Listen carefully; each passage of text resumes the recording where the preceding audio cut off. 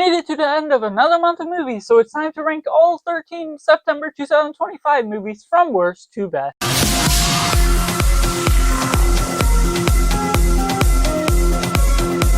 Hello and welcome to Cinema, where we focus on the film. I'm Josh, this is Simply Cinema. Let me know down in the comments below what new releases you saw last month, how would you rank them, and how it compares to previous months as a whole for what we've gotten out of it. But taking in last place, we have The Strangers Chapter 2. Unfortunately, this is a drag for finishing off the month with very few expectations I had, because the first Strangers Chapter 1 was very derivative of the original, and this expands to so much more environments, going from the woods, going to the hospital, all these different places that holds the potential for something great to carry on some different parts of the backstory to the strangers themselves that could expel some interesting motives along the way, following along the same girl, following along the grounds of establishing more character work and expanding the environment all the same. But unfortunately, it ends up feeling very empty with very little actually going on throughout the whole runtime, and it leads me to suspend my disbelief throughout so much of the runtime, so many jokes falling flat, so many moments feeling dry and not having much flavor to really express itself in any form of emotional motive. And going into the backstory of some of the strangers itself, it just felt very empty, leading on to something that shows a back part of their story, but something we didn't need, because by the end of what we're revealing of that subplot, it just feels very nonchalant about the actions that are taken on screen, and leaving some plot holes scattered throughout not just the story itself, but the subplot of that backstory,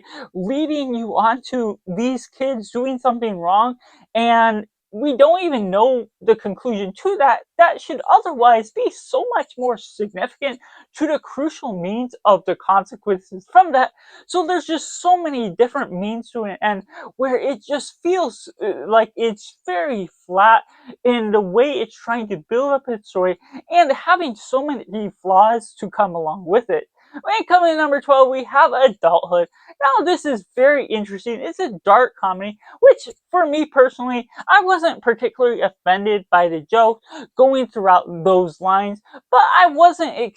explaining what I was going to get out of it, because there's just some things that feel very empty, feel very static throughout the runtime, things that become interesting to some route, and what we get out of this brother and sister that find out their mother is doing all these things with a dead body that they find within her basement as she is sent to the hospital. There's a point where there's police detective work, there's things where they have to keep covering things up, things keep getting worse and worse along the way. So I get what they're trying to intend to express with all these jokes, all these layers throughout the way. Of course, you must suspend your disbelief, which I'm okay with to some extent with this form of a story, but it also wasn't that adrenaline filling, didn't have too much action that effectively worked, leading you on to different environments, things that just layered itself in a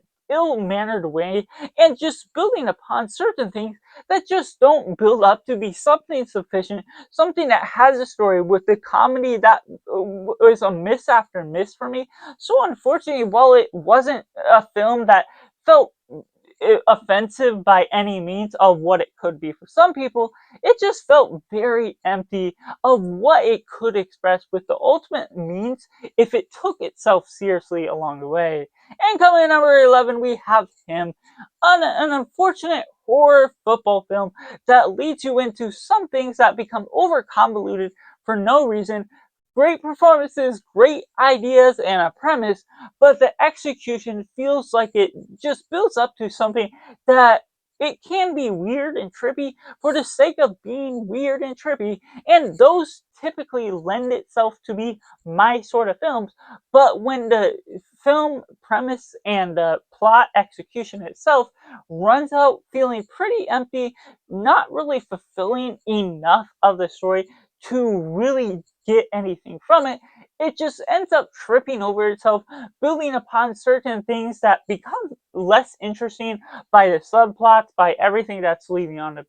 about this football player that's trying to learn from this superstar that happens to be doing all these suspicious things, all these things that are going wrong in the background that should otherwise cause some sense of alarm earlier on in a movie. Things that just don't necessarily build up to be as creative, as fun as it really ought to be by the nature of some of the ending sequences going wild, going bloody and gory in a way that I would hope to enjoy more. But because of the character work and the story done beforehand, it just wasn't something that I latched onto and enjoyed through and through. And taking in my top 10, we got Conjuring the Last Rites, an unfortunate possible end to this Conjuring franchise as a whole. And of course, it was super successful in the box office, so who knows if there will be another one. But unfortunately, as it is, this one just had so many of the same story beats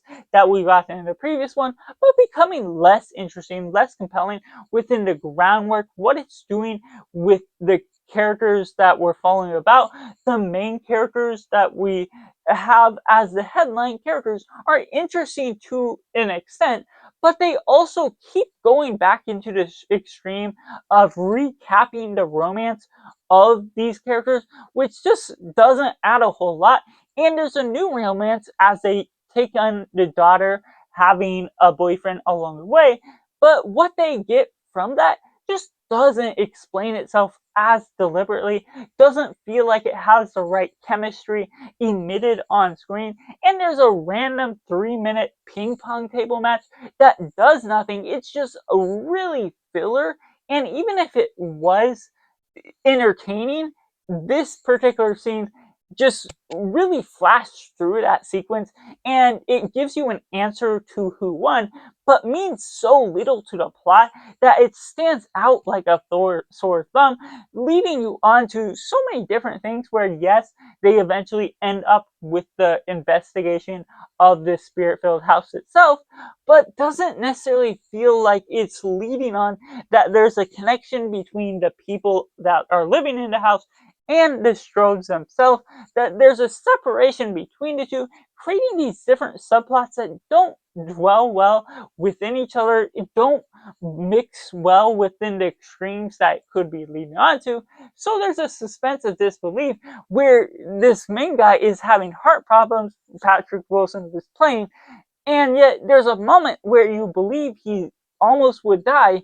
but it like sort of gives you the fake out sort of deal, which of course based on a true story he survives, but it still gives you the wrong impression at certain moments that always leads you to believe this is the hardest and toughest case they face across, and it ends up being relatively of the same nature that they've done before. And taking the next place, we got Highest to Lowest earlier on Apple TV Plus. This one was an inspiration and a remake of High and Low, which is a grand masterpiece on its own means. And taking Spike Lee as the director, there is potential to readapting this form of the story to where we're going to the New York setting, going with Denzel Washington as the main lead, and they explore more parts of the city. It's a little bit more straightforward of a plot than what the original does, but it ultimately ends up feeling a little bit more convoluted,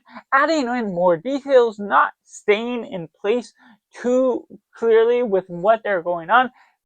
Things where the fathers are trying to take matters into their own hands, and things with Denzel Washington where it's dealing with this corporate music station and everything that's done with the music that is interesting to an degree, but there's so many ideas that feel like they're thrown out there, especially with that business, that it doesn't necessarily give me enough time to dwell on all the matters. It's a half hour shorter than the original, yet feels like it's a little bit more empty and is jam packed with too many things simultaneously, making it just feel underwhelming by the end of the day It's fine for what it's going after, but not necessarily something that I would have loved and felt like it deserved a remake that Spike Lee ended up delivering on. And coming in number 8, we got Light of the World, an animated Christian film that is fair for its own means. I am of the faith that is following along the means of this. It's very similar to King of the World that we got earlier on in this animated franchise type of deal, but this, instead of creating this new character, creating this Charles Dickens style storytelling to this is a story that is still established Jesus and all of the disciples, except they made John the disciple much younger to be targeted toward the kids, for kids to follow along with someone their age, which was an okay step to go in. That's not the wrongdoing of this film. What's wrong is the fact that the first act of the film and the final act of the film were stretched along within the gathering of the disciples, as well as the death on the cross and resurrection, which ultimately were the right things to dwell on, but because they spent so long on the first act and rushed through so many moments of the second act, it felt like a film that deserved to be a trilogy of sorts, to dwell longer on that middle half, or to at least not include the death and resurrection, in order to have more time for everything that was dealing with the disciples, everything that was leading on. What it did well was great within the first act and the third act. Certain jokes didn't necessarily land well with me personally, but it also is, of course, more in the favor of being a kid's film. But in the final act, where they have Jesus' death on the cross, I loved how they made it actually pretty brutal and dark for a kids' film, as it respectively needs to be. It doesn't need to be so tamed down that they miss the point of what you are getting out of it. But there's certain things here and there that, because of the rushing in the middle, it lost some of the emotion, lost some of the character work that you could otherwise get from reading the Bible or getting the Chosen series as a whole, that explains and exploits so much more to the story that you can take out of it. And next up, we got Looking Through the Water. Michael Douglas' final performance within this film is very interesting, very compelling, and a strange grandfather to his grandchild, leading on to a backstory of the grandfather in his younger years with fathering a kid, building upon this mission trip, and leading on through the fishing with his father and a estranged brother, that takes them on a certain journey that's parallel to what's going on in the modern sense of the present storyline, and it just builds upon some great emotions, great character work here and there, but it still feels like it could do a little bit more. Few moments feel a little bit too static, feel a little bit by the numbers and predictable, just by the way things are set up, the way you expect things to go about. Maybe a few small twists popped up here and there, but it's not a film that expressed itself well enough that I was emotional by the end, that I felt strongly connected to the story, when otherwise fatherhood stories aren't my gist of what I'm looking for in this form of storytelling. That ultimately, while there were great performances, great leads to where we're taking this story to begin with, it didn't come off nearly as strong as I would have hoped for. Next up, we got Gabby's Dollhouse the movie. Yes, I don't have any kids. I watched this on my own, and in fairness, I watched this for the DreamWorks Animation Studio, which I always look to complete that project for, and looking into this for its target audience, younger girls most likely, younger kids in general, this had a respectable means that I appreciated as an animated crossed with a live action version, that became interesting to see how the exploration of this world works. The imaginative sense of this girl, Gabby, that goes into this world, living with her friends, cats, in this dollhouse, and outside the dollhouse, it just works just as well. And living in that means it has the themes that are inspired by Toy Story 3 and the Polar Express, expressing the ideas of believing what you don't always see, and also the idea of growing up and letting go of your toys, but there's also certain things, while Kristen Wiig is a great villainous type of role for what she's giving off, there's some things that are a little forced, a little on edge of what I would do more than nitpicking for the sake of nitpicking, because I didn't look into this film trying to seek out all the problems, because things are expected for me to suspend my disbelief, for problems to not necessarily be deeply thought out, not have a deeply well complex story, but there is the issues of how certain things were set up, whether it's with the villain, where she is portrayed as a collective, is where she has all these things along the way, and that's why she bought this dollhouse and stole it from Gabby. But ultimately, it just doesn't lend itself in a way that you would expect, because she doesn't have any other toys on display, which misaligns with what they say about her. And then, where we lead on to Gabby about giving up her toys when she's older, it comes right after she saves all the toys, and one cat leads her to say that what is going on, where she's growing up, and she'll let go of her toys, which isn't in line with what is happening on screen. So things come out a little forced. Otherwise, the themes, the ideas, and the initial execution of some of those ideas land pretty favorably, despite being something that doesn't always win itself toward my demographic. And next up, we go into my top 5. All of You is a very interesting Apple TV Plus original. It builds upon a unique style of a romance drama, similar to the Before trilogy, which is the relatively templed melodrama, just combining all of the things where it's talkative, it's full of dialogue, but this expands itself to many years passing by, different parts of the story jumping from months to months on end, and it deals with the technology where these matches find each other, where a boy and girl try and seek out who their significant other is when they realize there's a platonic relationship that's more than itself within best friends that have been really close since college, and they split apart. But even as they find each other along the way, they realize there's something more. And so it's always a question that's unpredictable about whether they will end up together, whether they aren't. And Brett Goldstein and Tilly Poots is just really good with the chemistry they emit on screen. It's not the most significant of a story, because there's some things that it could establish itself better, because from the get-go they lead you on to realize that even if you haven't known the synopsis, everything about these two characters, they are leading on to be meant for each other. But it isn't until about the second act or halfway through where they start to actually toy with the idea of whether they are going to end up together, whether they don't. And so it sort of starts out the ball rolling a little too late in the game, even though they establish some grounds where almost all of the story is focused on conversations between these two characters, or one or the other in their respective scenes. It's not necessarily even a matter of this girl and her own boyfriend that have their own conversation. It's always the blend of either themselves on their own or themselves together with friends or without that makes it an interesting style of story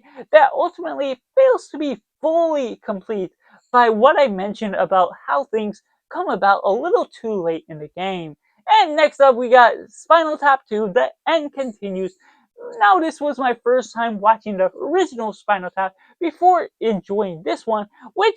this one edges it a little bit lower than the original, and I respectively enjoy what we got out of that mockumentary style of this type of film. And going into this being relatively of the same style, there's certain things that, of course, it's deriving itself into an older generation, so they're not jumping up and down, they're not doing all these wild music moves, and they are dwelling deeply into the older life and generational style. But in its own respect, I do like that form of story, to dive into the older generation, to look and explore that different form of culture. The jokes work, certain things come about along the way with different characters that are added in with the producers, everything that are trying to help set up the one and final concert that leads on to a pretty solid way of executing the ideas, building upon fan service to what we're doing with the Stonehenge leading on throughout. And I love the acting, love the characteristics that they established and continue to build upon Spinal Tap as a band.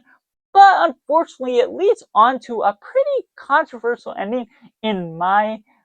favor of what I would have rather liked out of it. It sort of turned sour by the very end and just let the credits roll on from there, which it was an unfortunate way to end. But at the same time, there's so much more favorable moments I have toward this film that otherwise make this out to be a pretty good film for everything that I wouldn't have expected myself to attach to when I myself don't naturally lend myself to watching music films, to watching documentaries. This was a fun fictional documentary to take in as a whole. And taking in number three, we got The Big Bold Beautiful Journey, a well thought out, embracive film between Margot Robbie, Colin Farrell in this drama romance film, exploring new worlds, going through this imaginative road trip, a big, bold, beautiful journey that's naturally slower in its progression. It dives into certain parts of their lives where they don't necessarily know each other, but they get to explore each other's lives and reflect on their own lives through the doors that they enter through with this fantasy. I love those different elements that come about along the way. It's unique originality to venture out into some of the unknown and the unknown that makes them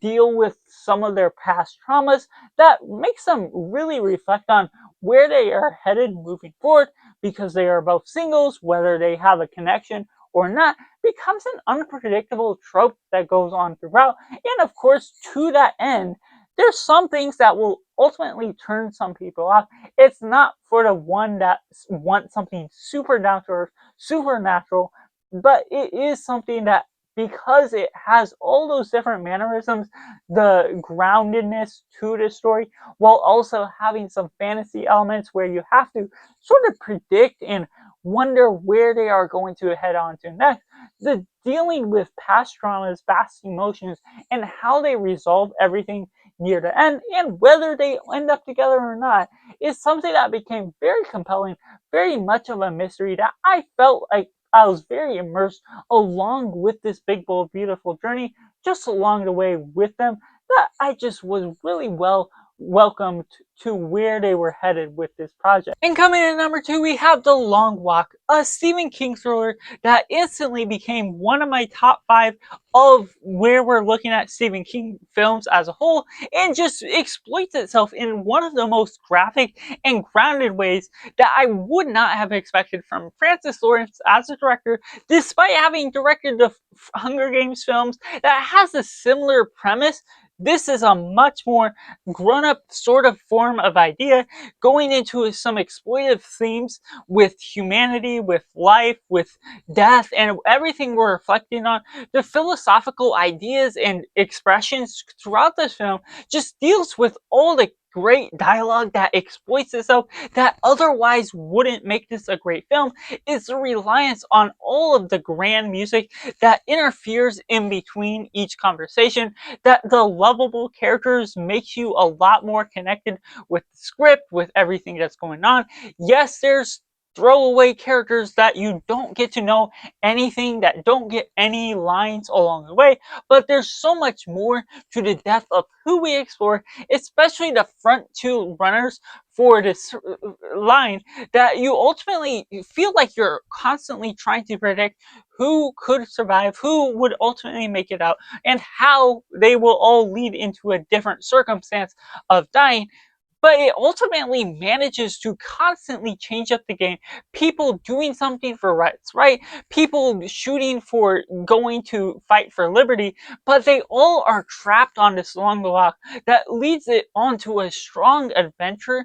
even though you're not really changing up the idea, the premise throughout the whole thing, the constant change of setting, the immersive music that builds upon a grand atmosphere leads you onto the sincerity that this is as devastating as they face. The sound is fantastic that leads you on to the shocking deaths that makes it that much more emotional as ever, leading you on to some great roles that we're getting on throughout, some good characters we can really connect to, see their viewpoint, see their motivation, and ultimately also kind of hate a few characters along the way that you begin to sympathize in different moments depending on the way they come about different things they come across, with all the danger, all the consequences at its most severe, and Mark Hamill leading on a grand performance, even in his small supporting role as the general. There's a sense of sincerity that really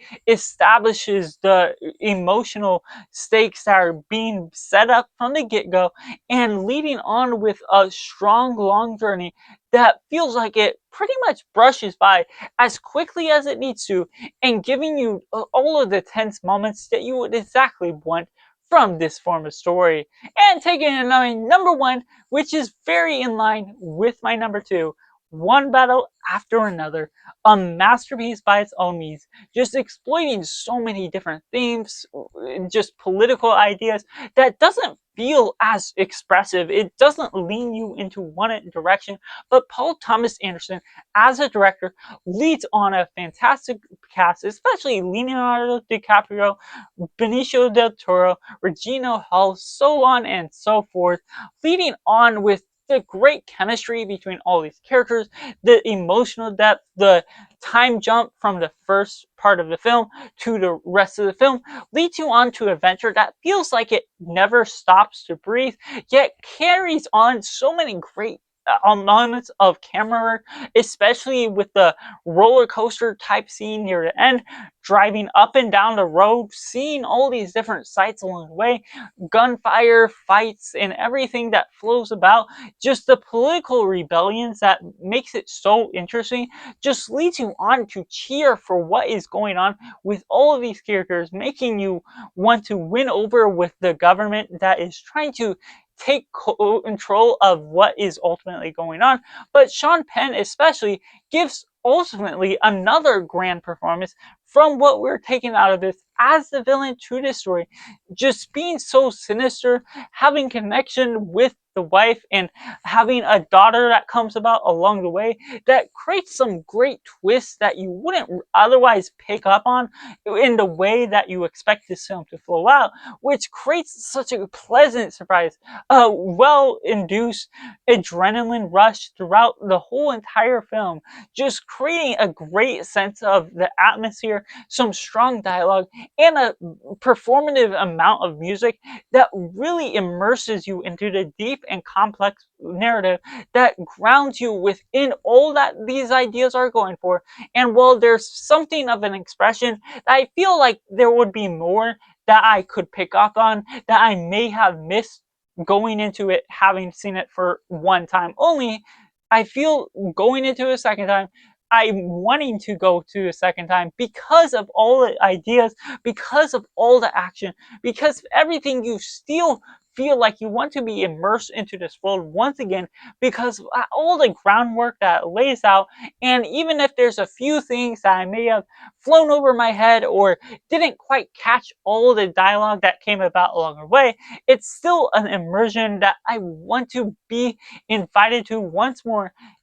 just being so emotionally motivated and becoming one of my favorite films from this year. So that's just my personal ranking of all 13 2025 September movies, from my least favorite to my favorite. Let me know down in the comments below how you would rank your September movies you watched last month. Make sure to like this video if you enjoy it, subscribe if you haven't already to join in film culture community where we talk about the love of cinema as a whole. So that's just all, and make sure to do yourself a favor and go watch a movie.